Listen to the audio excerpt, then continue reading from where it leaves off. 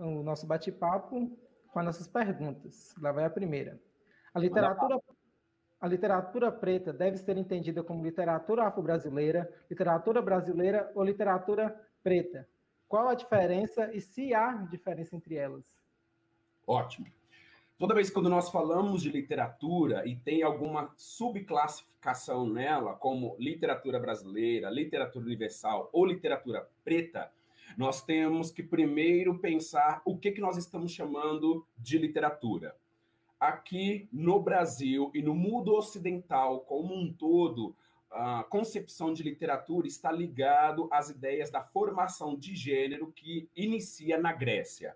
Então, nós temos uma confluência de gêneros nascido por meio da tragédia, do épico e do lírico, que são concepções filosóficas de linguagem, literatura e religião do mundo ocidental e do mundo helênico, o mundo grego.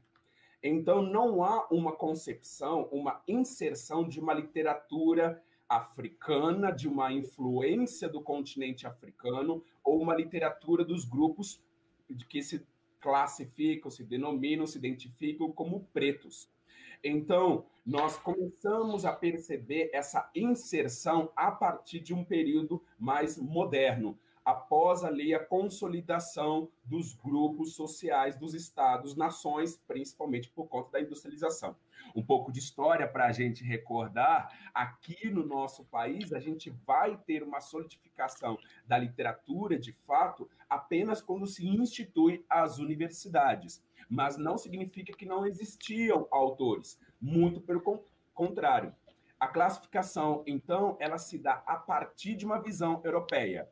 Entretanto, nós temos a atuação de pessoas e grupos que identificam-se como pretos, que se identificam dentro deste paradigma que advém de uma visão africana, no qual é inserido nas suas obras literárias. Então, para nós começarmos a dizer que é uma literatura preta, nós temos que pensar, primeiro, a literatura brasileira ela é vista como brasileira pelos estrangeiros, porque para nós entendemos como a nossa literatura.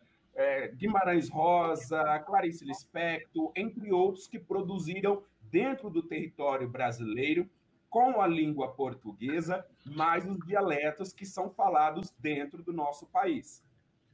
Mas nós também olhamos uma outra classificação, que é a classificação da literatura afro-brasileira como uma produção e quem a produziu.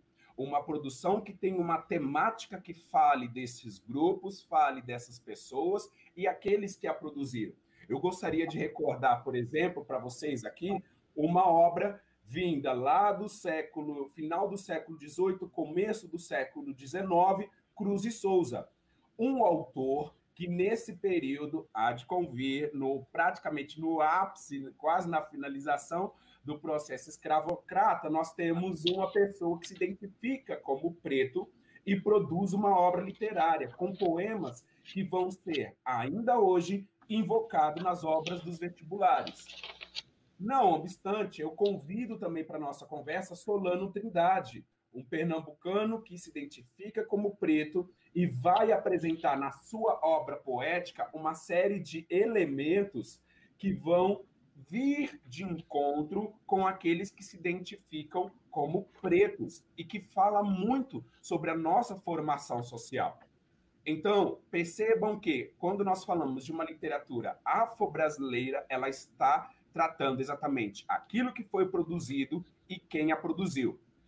Além, nós temos, então, a literatura preta, como nós estamos denominando recentemente. Literatura preta, por quê? Esta classificação é uma classificação inserida nos estudos da literatura que nós conhecemos como panfletária. Panfletário seria uma obra literária que ela defende o grupo, defende um partido, defende uma ideologia, defende uma forma de pensamento. Tendo entendido isso, aquelas pessoas que se identificam como pretas, que se identificam como negras, que se identificam dentro desse grupo social, que ora são marginalizados pela sociedade, ora são benquistos, mas são todos afrodescendentes. Ela produz uma obra que tem uma representação muito mais contemporânea, ou seja, muito mais semelhante com o que acontece conosco hoje, e por isso ela é denominada preta, porque ela vai de encontro com aqueles elementos que nós estamos tratando na contemporaneidade. Por exemplo, hoje. Respondi, falei demais, né? Não.